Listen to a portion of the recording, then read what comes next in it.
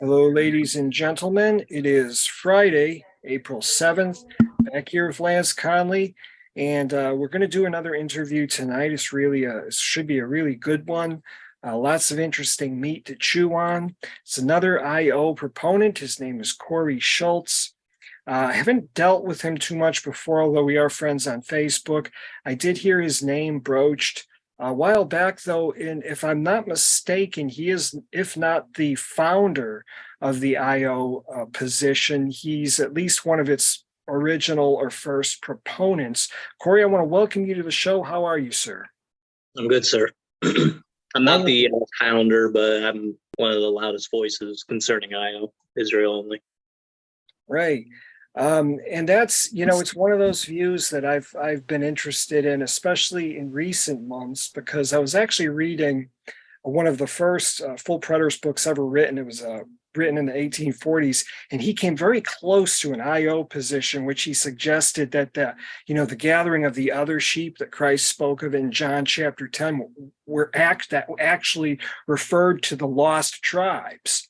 And so I said, well, that's pretty interesting because that's got to be like one of the first, IO sort of statements that was made by a preterist teacher. So you almost might can call yourself the original, or call your position the original full preterist position. But what I want to ask you, Corey, is how you got into this. Give us a little background on yourself. What led you to this view, and what makes you, what is your strongest, I guess, what impresses you as being IO's strongest argument in its favor? Well, Israel only. Starting with me, came to preterism back in 2001. Followed a covenant eschatology till 2014.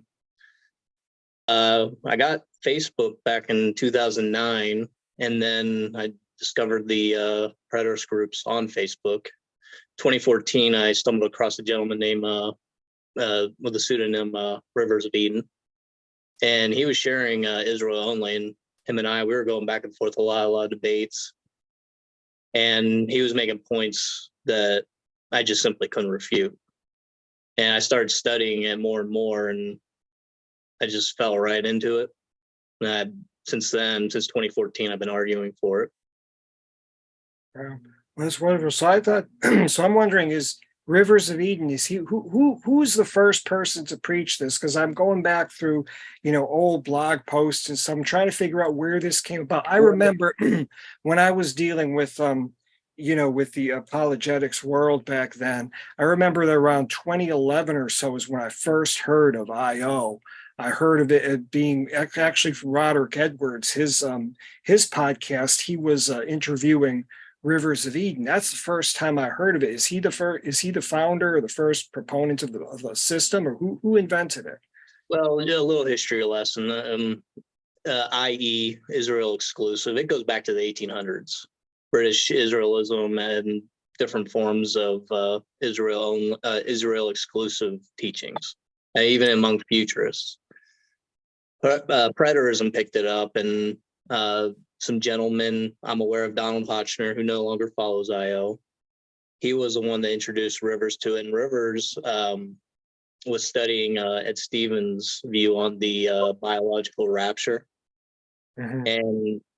And Rivers gave me an email dating back to 2005, where bringing together the Israel exclusive view and biological gathering, biological resurrection following that of Jesus' resurrection. And IO is based on the Israel exclusive view. A lot of people hold to the Israel exclusive view, but what makes IO unique is the biological gathering, or Ed Stevens would put it, rapture. I don't use the word rapture. And biological resurrection after that of Jesus, with the change that Jesus experienced. And you find a breakdown of Paul's teaching in 1 Corinthians 15 of the change that would happen to them. And we shall not all sleep, but we shall all be changed. Jesus being the firstborn from the dead, he was the first to endure this resurrection. where obviously there's other people that preceded Jesus' resurrection, Lazarus, Elisha, the boy that he laid on top of, raised him when he was just bones, a body touched. There was resurrections prior, but Jesus being the first to be raised with the change, unable to die anymore, Romans 6:9. So Rivers was the first person to bring all these views together. And what happened was the opponents of Israel only came along and started calling the view Israel only. So it wasn't a self-named view. But he had a lot of attention prior to me meeting him. He had a debate with J.L. Vaughn on the covenant creation view, which is not compatible with Israel only. And the Israel only holds to a local creation view and interprets the Genesis 1:3 narrative as a historical narrative, and that Adam brought biological death into the world to his descendants, and Jesus was the first to be raised from that biological death, thus his physical resurrection. And as Romans 6:9 says, that he is unable to die now. So you hold a literal, then you're saying that death was physical, Adamic death is physical, right? Yes, sir. Pretty much. Okay. Now that's a new twist, because most of the full preterists I've spoken to, I should say that's a refreshing new twist, because most of the preterists I've spoken to, they will swear up and down that Adamic death is spiritual. And then, like you suggested, when you look at the physical death of Jesus Christ, well, that's what was he doing physically dying? He was paying, Adam's penalty and rising from the dead. So yeah, that's interesting. So is that view pretty much prevalent within IO, or is that a specific position, say, that some people hold and some people don't? Israel only has articulated its beliefs, and with it being Israel exclusive, the timing of being 70 AD, the nature of resurrection, Israel only's had articulated how to interpret Genesis 1:3. We vehemently reject covenant creation, and the heaven and earth, being sky and land at that time, being destroyed multiple times after Genesis 1:3, carries over to the book of Revelation as what was destroyed in the AD 70, the literal sky, land, smoke rising up, blotting out the sun, moon, stars. That's the point of what 2 Peter 3 is getting at, because Peter in 2 Peter 3:6 goes back to discussing the earth being made from water back in Genesis 1. So its literal approach addresses how to interpret Genesis 1, carries through all the way to the end, the 80, 70.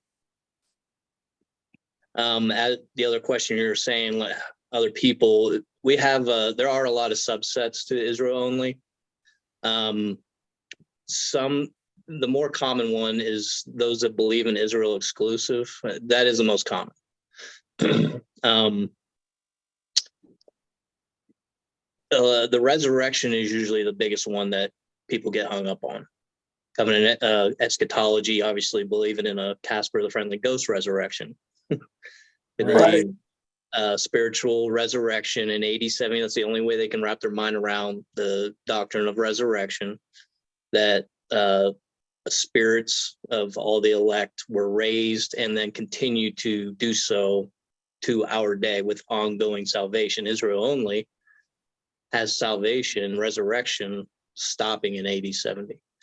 Afterwards, nobody today has access to ongoing salvation. Right. So as I was talking to Tristan a few weeks ago, and he pretty much laid out for me the basics of that position, where it was for the physical, I guess you would say, natural descendants of Abraham. That was whom the promises of salvation were for. Is that correct? Yes. Okay, that makes sense. So yeah, it does have some similarities. Oh, I'm sorry, Lance. You have a question? Well, No, I'm good right now. okay. I was just going to say, it does seem to have a lot of similarities with, I guess, what you would call the Israel exclusive view, at least from what I've read. The people in the 1800s, some of them held that view that, very exclusive, Jewish. It was only for the Jews, and I guess you could say that's almost like kind of like a dispensational sort of view, where it was like, yeah, the promises were made with them, but then you don't have that grafting in. I guess that was what was going on, Corey, in the first century. I guess Paul was talking about Gentiles being grafted in. Now, you would say that those Gentiles were, if I'm not mistaken, the lost tribes. Is that correct? Yes. The Hebrews chapter 8 through 12, discussing the old covenant. That's reapplied through Midrash to the new covenant, to where it's still discussing Judah and Israel, and then it goes on to say about how it won't be like the covenant made with the fathers. So the new covenant is with Judah, is with Israel. As far as the grafting in goes, it would be those lost tribes that Paul was sent to. Gospel goes to them, they believe, and in preparation for Jesus' second coming in AD 70. So Corey, I got a question for you. What do you do about like Second Temple text where like I think it's the life of Adam, right? So what do you do about stuff like that where Adam in it, Adam is told that his people are going to be resurrected, like everybody from all humanity. Like what do you do? I'm not sure what you're referencing, sir. Well, I'm asking, like, what do you do with like the fact that there's Second Temple Judaism text that, because the New Testament is a product of Second Temple Judaism. Like, it's influenced by Enochic literature. It's influenced by, all the works around it. So, like, it seems to me that the Second Temple Jews and the early church, at least, believe that all in Adam, since Adam is the, founder of mankind, he's the one that populated us, right? That they're going to be resurrected. So I'm wondering what you do with that, like, what you're saying, I'm not familiar with. I mean, if you're talking about like the temple that was asked to be built in Ezekiel 47-48, and Ezekiel was told to write down the drawings, give it to Israel to build. They didn't build it. As long as they were repentant, they weren't repentant. They didn't build the temple in Ezekiel 47-48. I just want to make sure I'm on the same page. Is that the temple you're talking about, or something else? Talking like Second Temple literature, like Second Temple Judaism. So like 537 BC through till 70 AD, that kind of stuff. Like that literature. Like I get what you're saying. Like with Israel only, I know that like what y'all have done is y'all do like the 66 books or 73 maybe, and y'all just kind of go off that, right? But I'll reference the Book of Maccabees too. Okay, so yeah, more than 66 books there then. But yeah, I mean, if we go off of if we go off context, it just seems to me like Israel only, it should maybe try to take that into account maybe. Now, I will say this though, like Ed Stevens and Don Preston, for example, they don't give y'all any, credibility, but they should at least be willing to debate and engage with y'all. Because, when I was a full preterist, I went down almost the same path that you and Rivers did. So, anyways. Yeah. It's interesting because when you look at the I guess when you look at Second Temple literature, and I don't know a whole lot about the apocryphal books or anything like that, but you always do see the concept of a physical resurrection. But now it sounds to me like, Corey, like you would hold to that concept of physical resurrection, but you would say you would relegate it to the first century and say, well, Well, that was for them. Am I reading that correctly, or is there Yeah, something? if you have any conversation with somebody that believes in a future, in our future, second coming, they will get down into the teaching of biological resurrection, the change, and it being in our future. Israel only places that in the past, uniting that with the second coming in the past. So you got two arguments here.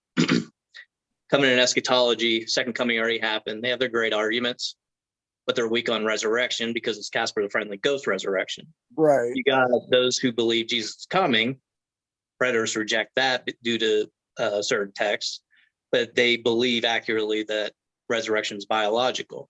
Israel only brings them together in one event in AD 70. That's what makes Israel only unique. See, and I would agree.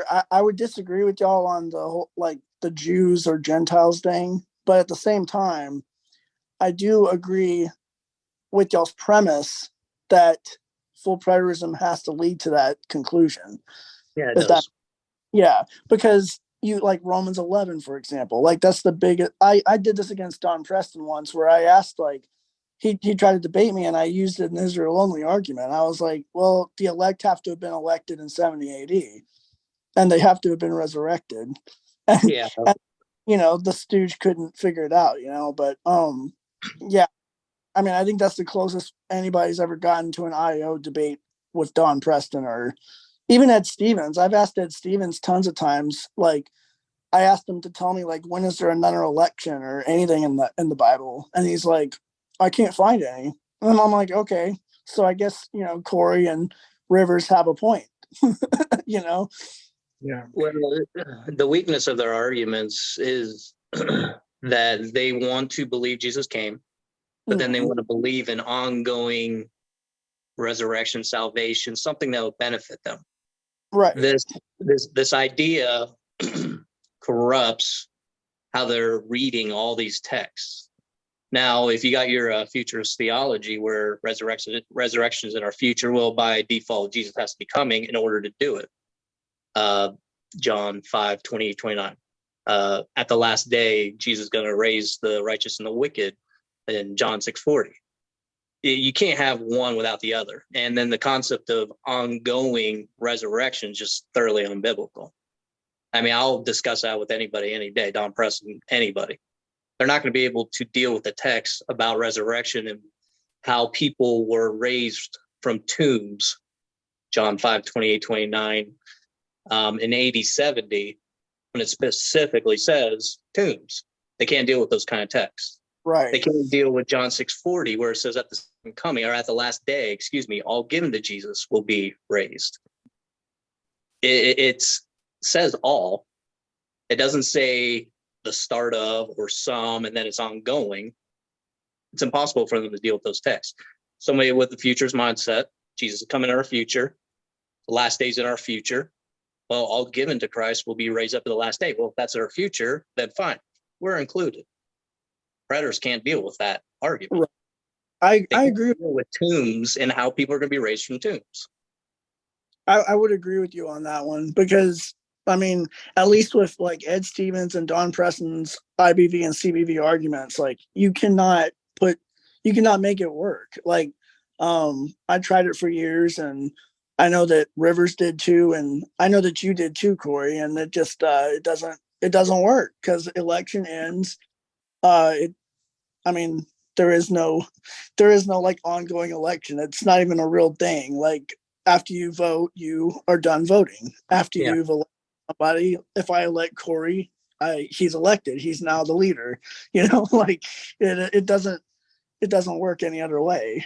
And it's not that the bad part for them too is like the word eklektos hasn't changed for 2,000 plus years. Like the ancient Greek like Paul would have heard of kolektos, and he would have understood it the same way that someone today in modern Greece would know it today if they said kolektos. So there is no argument that full preterists can make, to support the position.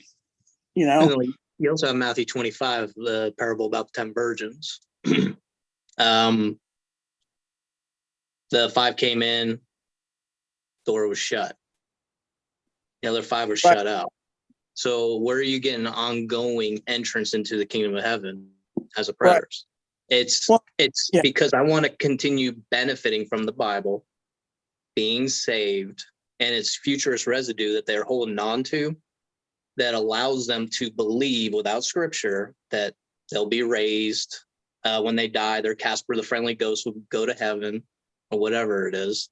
Right. And it's thoroughly unbiblical. It does not line up with Genesis 2:3, the nature of death. Adam was told, in the day that he eats, die you will die. So in the day he ate, he was cut off from the Garden of Eden, from the tree of life that would allow him to live forever. He was cut off that day. 930 years later, he died. He was told that day he would return to the dust. So he was promised the assurance of physical death on the day he ate. He was cut off from the tree of life that would allow him to eat. And he lost that tree. He brought death to his descendants. Jesus was the firstborn to be raised from that, never to die again. Romans 6:9. Right. So let's see. I'm looking at the questions real quick because we did have a few questions that some people were wanting to ask. And I'm just gonna go through these, but so Floyd Brannon, he says IO says 70 AD is the absolute end of salvation. So ask Corey why Paul in 1st and 2nd Timothy appeared to prepare Christianity for the long haul of selecting bishops, deacons, and elders. And Paul probably wrote this just a year or two before 70 AD. So he's asking, why did they even bother selecting bishops, deacons, and elders? That's his question. They had church structure there at the time. First Thessalonians 4:16-17 says that Jesus is going to come on clouds and raise the dead and gather the living to the clouds in the sky, take them to heaven. That is the end game for preterists and futurists. Right. The dead are raised, the living are gathered, meet at the clouds in the sky, or in the air, and they go to heaven. That's the end game. So regardless of bishops for 1,953 years now since 70 AD, or in 70 AD, the end game is going to heaven. Right. And if I was IO, I would probably say like the Hebrew or like the priesthood doesn't end for them. It doesn't apply to us, but it would apply to them. So they would be bishops, deacons, and elders in heaven or whatever. So like their kingdom doesn't end. It's just not for us. That's just that's what I would have said if I was IO anyways. I would make the argument that those positions were for while they're on earth. When they're gathered to heaven, they were with the high priest. They were with Jesus. Right. And they're in what would be the city whose builder is God. Looking at Hebrews 11 there. They're with God. I don't see evidence of church structure while they're there. They're worshiping God. Yeah. Before you ask another question, Lance, I just want to ask Corey a quick question. And I asked Tristan this as well. What is the antipathy between, say, the garden variety full preterist and IO? Because a lot of full preterists that I run into, they refuse to have any conversations with you guys. They refuse to even give you a spot at the discussion table.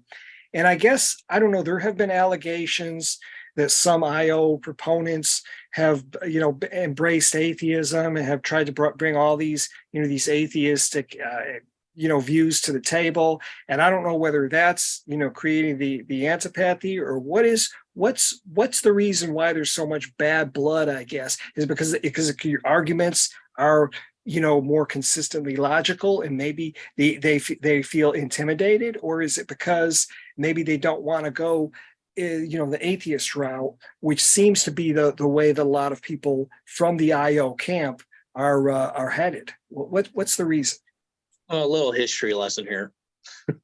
That there are converts of mine that have embraced i.e. Israel exclusive. They have not followed through with embracing Israel only with the biological resurrection. And this is residue from their belief in covenant creation. Covenant creation screws up Adam, calling him Israel. When you get to a point where you're saying Adam didn't exist, you're now messing with Paul's teaching on Adam.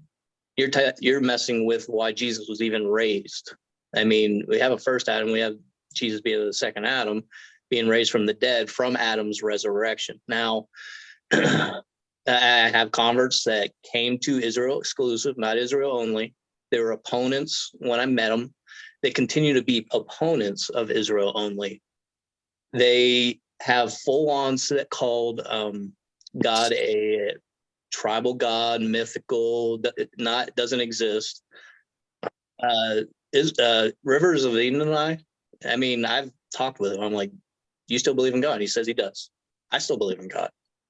I am a huge opponent of atheism, agnosticism. I do operate on Facebook, my preterism, Israel only 2 and preterism, Israel only groups. I do not allow atheism and agnostic or critical arguments in my group where you're questioning if a subject even happened. Israel only looks at the Bible, and we are trying to determine by exegesis how to read the Bible. And atheism, I'm seeing it destroy a lot of lives. And I would plainly say this, that one of the worst teachings that come out of preterism is covenant creation. They question Adam. If Adam doesn't exist, there's no reason to believe in Jesus himself. And I'm seeing a lot of problems with it. There's a lot of toxicity from these guys, and it is very unfortunate. And Israel exclusive is popular, but it doesn't make you IO. You reject biological resurrection. You are rejecting what Adam's death even was in the first place, and why Jesus was raised from the dead biologically. Spirit was given to him, and he was raised by the Spirit, and the Holy Spirit was supposed to give life to their mortal bodies as well. So this is what separates Israel only from these Israel exclusive guys. Well, and I'll also say too, like most of the full preterists that I come across, like Don Preston and Ed Stevens, they have like they've got their little agenda going, so they don't want to debate you guys. So that's why they often say like, "Oh, well, Corey's an atheist." Like, no, he's not. Like, he believes in God, believes in a different way than you. But they're it's basically just a straw man that they're putting up, because they're like, "Oh, he doesn't believe like we do, so oh gosh, he might have answers against us. Oh no." So that's what's going on there. Like, and they can prove me wrong by actually debating you guys and actually having civil discussions with you guys, but they won't. Probably not. I had one guy tell me saying, hey, these guys are going to destroy your channel. If you let them on, these guys are going to destroy your channel. And I was like, well, I don't see my channel being destroyed. I mean, it's not, blossoming out into, mushrooming out, but it's, I think a lot of people enjoyed the one that I did with Tristan and enjoy hearing a different perspective. I think, it's kind of ironic from what Lance mentioned, because, Don Preston, he's debating an atheist, as a matter of fact. I believe it's going to be, I think it's next week. He's debating an atheist, and yet he has refused to debate IO teachers. I know he's been offered to debate. I think it might have been Jason DaCosta. I'm not really sure, but there's been a few IO teachers that have tried to interact with him. He won't do it, but now he's debating an atheist. So it's kind of interesting because a lot of these guys, they don't want to give you a spot at the discussion table. And this goes back, it's almost parallel to what we see in the realms of, say, futurism, like, garden variety futurism and full preterism, where we won't give you full preterists a spot at the table. But the full preterists, the garden variety full preterists, are doing the same thing with you guys, where they don't want to give you guys a spot at the table. It's like, well, if you get so upset with the futurists not giving you a spot at the table, then why are you, then what are you're doing the same thing with the IO people. So it is kind of hypocritical. But yeah, I think your view makes a lot more sense when you mentioned that the death of Adam was physical. And this is something I've been hammering on for years, because there is no, throughout the Old Testament, death is always defined as physical death. Moses always defined it as physical. He didn't know anything about an afterlife. And I've got books here which actually say the same thing. Moses never mentioned an afterlife. He was, concerned with this world. Sin is punished in this world, and sin is rewarded in this, or righteousness is rewarded in this world. So when Jesus Christ died on the cross, he was paying the penalty for sin. And so that was interesting, as a refreshing view. And I do appreciate that, 'cause something different. I don't usually hear that from full preterists, but it was nice to hear that from someone of all full preterists, an IO proponent. Yeah, well, nobody's going to be interested in debating Israel only due to resurrection. I could sit here and have a conversation with you about Jesus' resurrection, his ascension biologically with the change, the resurrection of the dead being biological from tombs, how they're to be raised by the Holy Spirit and life given to their mortal bodies, Romans 8:11, right? And I can have a very solid conversation arguing for biological resurrection. Right. Predators can't do it with their Casper the Friendly Ghost resurrection. It's impossible. I came around to preterism due to a David Curtis sermon I read, and at the time I was probably partial preterism for like 3 weeks. I came across this, and when I was done reading, I was a preterist, and I believed resurrection was this Casper the Friendly Ghost spiritual resurrection up until 2014, when I started looking harder at the text about resurrection. I got them wrong, and I couldn't argue against what these texts were saying. 1 Thessalonians 4:16, 17, where the dead were being raised and they were going to be meeting in the clouds, in the air. That's what it says. What it says. Can't do anything about that. Matthew 24:31, where the elect were going to be gathered from the four corners. I mean, you can't spiritualize that. So nobody wants to debate Israel only on that subject, because they're not going to be able to keep up. I can keep up with anyone that believes in Jesus' future coming, because it's exactly what they believe. I'm not an atheist. They can run around and say that I'm an atheist, or not. I'm not. I full-heartedly believe in God. Quick question for you, Corey. You just mentioned the four corners of the earth. I'm going to ask you the same question I asked Tristan. So the four corners of the earth, were the Bible writers, in your opinion, did they believe in a flat earth? Did Jesus have in his mind those Mesopotamian concepts of earth, or what was their cosmology, I guess you would say, like? I've studied this subject a lot. And I've come down on the fact that the Bible does not address the shape of the earth at all. We got flat earthers that base on Genesis 1 that there might be some solid roof, whatever. The firmament has a solid lid to it. And it's just not there in Scripture. The dimensions of that firmament was from sea to rain clouds above. Airplanes go above those rain clouds all the time. That's the waters above, rain clouds. I don't think the Bible at all addresses the shape of the earth, sphere or flat. I've had many discussions about it. I've upset people over the subject, and the Bible's not the place you run to address whether earth is flat or a ball. Right.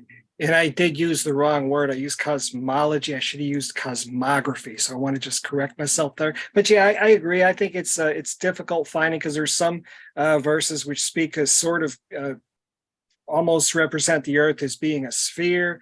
I guess you could kind of bend them that way. And then there's some that seem to presuppose that the earth is flat. But I just want to ask you that because there is a subset within full preterism, and it's growing. It's a growing number of flat earthers. And I think David Curtis, I think someone even mentioned the other day that he is a flat earther. And, I didn't run into this years ago. I left full preterism in 2007. I was only a full preterist for like 15 months, but I didn't run into any flat earthers that I can recall, but I guess they were out there. But anyways, it was interesting seeing, the different views and seeing that group growing within full preterism. Don Preston has not weighed in on that to the best of my knowledge, but there's other people that do claim that the earth is flat. So interesting stuff. Yeah, it's a fun discussion to talk about, but when it comes to the Bible, you're not going to come up with the shape of the earth one way or the other. You have to it's just a discussion outside the Bible. I've been in a flat earth group and I tore apart. I got kicked out because of how I interpret Genesis 1:3 being a local creation, and how the dimensions plainly of heaven is addressed from sea to rain clouds above. And people didn't like it, and I got removed. But the Bible's not the place to have that conversation. It's okay. Keep getting kicked out of those because I ask about volcanoes and eclipses too. So they don't like that question. So I'm still looking at these questions here. So we answered Floyd Brannon's question for him. Ian Bell has a lot of questions on here. He says, when and how do the kings of the nations bring their glory into the New Jerusalem? And I guess he's talking about the Gentile kings. Revelation 20. I think so, yeah. Well, so how do they bring their glory into the New Jerusalem? Well, for starters, you got the text in the book of Isaiah. I can't think of the chapter right offhand. New heaven and earth being made after Babylon captivity. The promise was for 12 tribes to return. 2 sticks of Ezekiel 37 being brought together, all 12 tribes coming back. You got Ezekiel 47-48, where all 12 tribes were allotted land. They were told they could build another temple if they were repentant, and there was a drawing given. They were supposed to be given it. It wasn't given to them. They built something else because they weren't repentant. That explains why the temple that was described to Ezekiel didn't get built. Well, the whole point of the nations bringing the glory into the kings and all that, Abraham was promised to be made into a multitude of nations, and through Sarah's womb. And in order to enter into the promises of Abraham, you had to be like believing Abraham. So Paul went out to the nations, fully preached the gospel, Matthew 24:14, to the nations. And from there, the elect were gathered into heaven, per 1 Thessalonians 4:16-17. And these would all be Israelites. Okay. As a matter of fact, I'm reading these questions too, and he had a good one. Ian Bell had it. Well, he's asking a lot of questions, but he has another one here. And I thought this was pretty interesting. He says, or he asks rather, what political and social agendas are commonly found among IO proponents? If IO caught on in a big way, what effect would you expect to see in civil society? That's a pretty good one. That's a deep question. What do you think of that, Corey? I'm a Trump supporter. Right. I don't know what Rivers' political view. He seemed very supportive of Trump when he. I mean, politics is not something I've gotten into with, even many Christians. Even I mean, if somebody wants to speak out, listen to them. Most of them are Republicans. Israel only doesn't have a game plan for politics. We're just trying to interpret the Bible, exegete the Bible the way it should be read, and bring that to people. Yeah, I was kind of That there's not really going to be there can't really be a political or social agenda, because like that's just that would be like your personal that'd be like your personal way of thinking about it, not what the Bible is talking about, you know. I mean, I'm pro-gun. I Right. mean, pro-life. I mean, the Bible does influence my way of thinking and how I will approach politics, but I can't give an answer on what everybody believes and Right. how it will impact their lives. But I hope Trump is reelected. Well, I think a lot of people agree with that position. And, I think what he's asking is that because we see politics so often enter the sphere of Christianity, of religion and apologetics, where one person's views, influence their political views. And we see, people like, I guess, Gary DeMar and others saying, but, it's all about worldview. And so I guess he wanted to know whether the IO interpretive system influences or lends support to a particular worldview or political ideology. I would say, from what you've told me, that it doesn't necessarily. I'm sure that there are some other folks on the liberal side of things. I mean, if I were to go to a Unitarian Universalist church, I'd be running into Jews and Muslims and all kinds of people. I might even meet some of you guys. But then on the other hand, if I were to go to like you said, a Trump rally, I might run into some of you guys too. So I don't think it's very specific on that subject. But let's ask another question. Lance, what do you think? We're getting a lot of questions here. I know I saw Larry Siegel. He asked a question, and So Lori asked a question, but I think Corey already answered it, honestly, because it's what's the difference between IO and full preterism, and I think he answered that pretty well. So I don't think he needs to answer that one.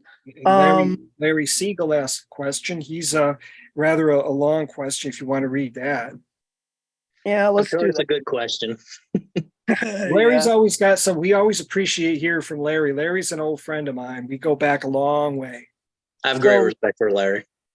Yeah, so Larry asks, did God create the whole of humanity, or was this God in the narrative of the Bible written as a quote unquote tribal account from the perspective of Israel alone? Well, you already answered that, really, because you're not Israel exclusive, right? So I'm let me address that. I mean, Israel only, those of us that hold Israel only, we see Genesis 1:3 as a local creation. We are opponents of covenant creation. We believe Adam was a real man. Going back to Genesis chapter 1, in the beginning, God created the heavens and earth. On day 2, he created the heaven. On day 3, he created earth. So chapter 1, verse 1 is an introductory statement. We'll look at this and we see the presence of water. We see that earth was made from that water. There was a flood going on at the time. This means that prior to the text of Genesis 1:3, earth existed. There was flood water on it. And then on day 3, the waters recede, exposing the land underneath it. And there in 2 Peter 3, there's a psalm. I don't have my notes here. It's a psalm that talks about the earth being covered with water and then being exposed. This leads to the creation of Adam from dust. Then we have the murder of Abel. Then Cain's fear of others killing him, and then him leaving and finding a wife, not his sister. So there were other people in the region. Cain was legitimately fearful of somebody killing him. He took a wife, not his sister. So we got this miracle with Adam being created, but then there were surrounding tribes. Okay. So Larry also asks, how is Yahweh any different than the other quote unquote tribal gods of the nations? He's real. Fair. I think that's a fair answer. Can't argue with that. Yeah. Thanks, Larry. Yeah, thank you, Larry. So he asks, for what purpose hold on, I gotta figure out what he's trying to say here. I gotta say something here. You're reading Larry Siegel's stuff. He knows me better than almost any other. I mean, Okay. he's an opponent, but I have great respect for the guy. He knows me very well. And Right. River. Oh yeah, he knows me too. I can get along with him actually. I can't say that for most full preterists. I get along with you too, Corey, but you know. That's cool. I get along with most people that, I mean, they respect me, I'll respect them. That's how it works. I can have the worst conversations about atheism. If that person respects me, I'll respect them. That's how I try to do it too. It's just some people, you know. Let's see. So he says, for what purpose did God call and choose Abraham and his seed in relationship to the promised blessing of all the nations, if ultimately people of the nations could not receive the benefits of the promise? The nations did receive it, but they were Israelites. Right. Abraham was made into a multiple of nations. That seed blessed the nations. The gospel went to the nations. They heard the gospel. At the second coming, if you believe it was future or you believe it was AD 70, they were gathered to heaven. The gospel did not go to China. They were nations, but it didn't go to China. The emperor in China didn't hear the gospel. People of China didn't hear the gospel. So preterists need to deal with Matthew 25, where it talks about at the judgment, all the nations be gathered before him. Well, was China there? Were the Americas there? No. The gospel didn't even get that far. So who are the nations? The nations were who descended from Abraham. He was promised to be made a multitude of nations. Covenant eschatology needs to be able to explain how Abraham was made into a multitude of nations. It's a very ignored subject. Yeah. So this is his last question. How would it have been possible for Israel to provoke Israel to jealousy when Paul said the Gentiles nations coming in would provoke Israel, not just the Jews, to jealousy? Well, those cut off Israelites for law breaking, they weren't allowed by law to be associated with. You know, you got Cornelius. They weren't allowed to associate with him. Right. So these people that they're not allowed to associate with were now believing and receiving the Holy Spirit. That's going to be driving those Jews to jealousy. So that actually goes to that goes to the last question on here. David McNabb asks, he says, Cornelius was clearly not the descendant of Abraham, but he was called by name and his conversion and infilling with the Holy Spirit, surprising Peter. And I'm trying to just skip through here a little bit. Well, to that, I'd say what law says Jews weren't allowed to associate with non-Israelites? You got a law that says they're not allowed to associate with those cut off from the law of Moses, Cornelius being one. But associating with non-Israelites, there's no law with that. Cornelius was an Israelite. Well, so, okay, if Cornelius was not a descendant of Abraham. No, I'm saying he was. Okay, yeah, I know you're saying he was. Okay, never mind. Because you're saying he was, and okay, I gotcha. All right. Yeah, you just need to ponder that question. What law is there that they're not allowed to associate with non-Israelites? Something very specific being said about Cornelius. All right. Yeah, so I think that's all the questions that are on here, because I think you answered this one too. So if you ever have Larry back on, I'm going to ask him some questions. All right. Payback. There you go. Well, I guess I got another question to ask Corey. Yes, sir. You do have, I believe you have a couple of, I think you mentioned either one or two forums on Facebook. They look to be pretty active, a lot of activity happening. So it seems like IO is growing. It certainly seems like it's not going away anytime soon. What do you see in the future of the movement? Do you see it growing? Yourself, you're in the kind of in the storm center of it. Is it growing or is it kind of losing credence? I have a job. I have a personal life. a little history lesson. Genuine preterism, at the time being admin by Jen Fishburne, a friend of mine. There was a fallout which caused the creation of preterism Israel only, formerly known as No Future in the Past. I changed the name to Israel Only Terminus, changed it to Israel Preterism Israel Only, and then I opened up a public group, Preterism Israel Only 2. That one's growing. But in 2015 is when I started the first one, and then in 2016 the second one. Some people favored the private one, and I just been focusing on the public one just to get more attention. And people are reading what's being posted there, having the conversations, and it's growing. I've seen it grow significantly since I started it. I try to remove people that block me. I try to remove dead accounts. I've done purges. But anybody's welcome to come in there. And people have questions in here. I'm not going to bite someone's head off. They show me respect, I'll show them respect. There's a lot of people that get angry a little too easily. And if I see them disrespecting me or another member of the group, I will remove them. If they want to come in there trying to disprove the existence of God, they're in the wrong group. They want to be critical of a text saying that resurrection isn't real. I'm only going to tolerate that for a minute before I remove them. We are there to discuss the Bible, to interpret the Bible the way it's supposed to be read. We will use internal exegesis often to interpret throughout Scripture any difficult text the way that the Jews from 2nd century BC through the 1st century, so we have a proper understanding, using the Septuagint even. People will bring in arguments.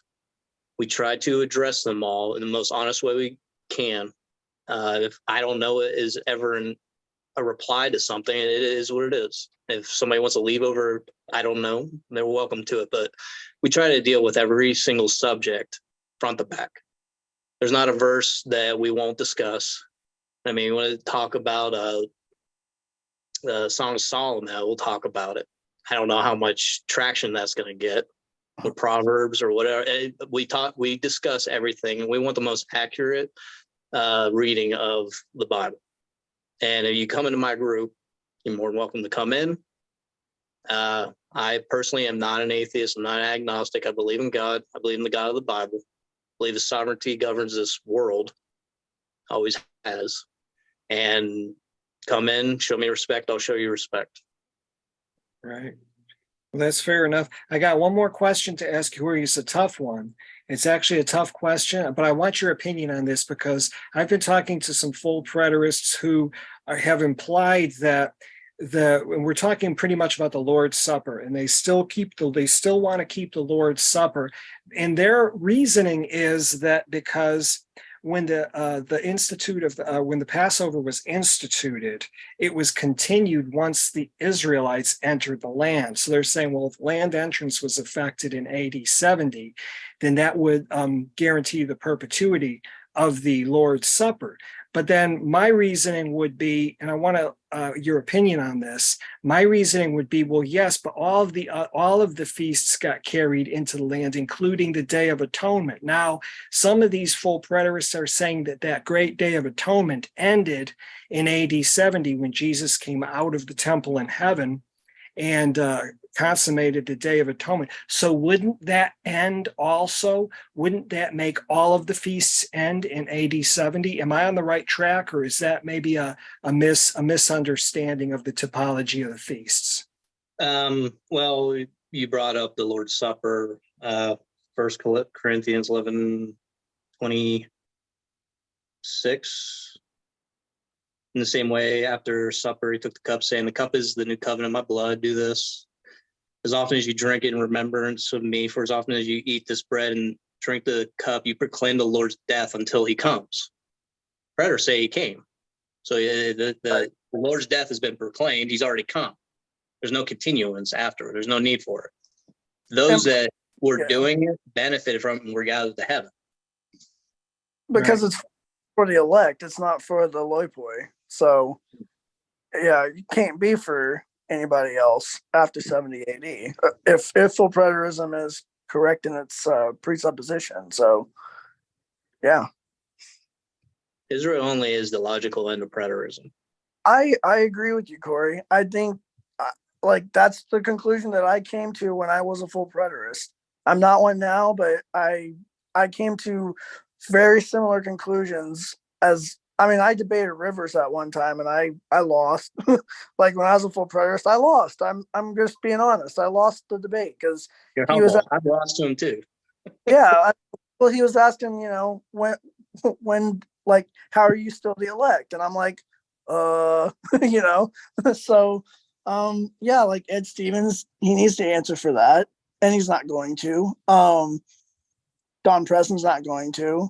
Max King did try to answer it and went universalist. So and I disagree with his take on that too, obviously, because he election ends. So you can't have election is tied to salvation. So it just doesn't work. It's it is what it is.